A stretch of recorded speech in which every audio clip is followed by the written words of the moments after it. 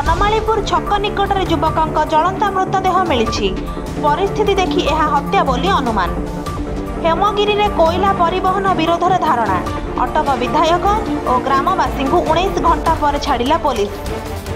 पाकिस्तान प्रधानमंत्री शहबाज शरीफ सिंधु जल संधि संपर्कित अभियोग को दृढ़ भाव खंडन करिछि।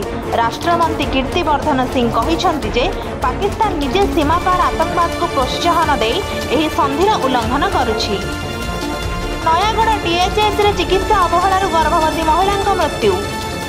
30,000 न देवारु सेवा मिलिला नाही। Puri Shrimandir drone video viral.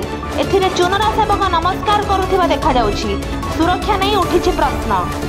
शीतल षष्ठी यात्रा शोभायात्रा सह महादेव पार्वती विवाह संपन्न।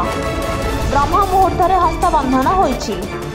26तम एशिया एथलेटिक्स चैंपियनशिप रे भारत 24 पदक, 8 स्वर्ण, 10 रौप्य, 6 कांस्य जीति द्वितीय स्थान रे।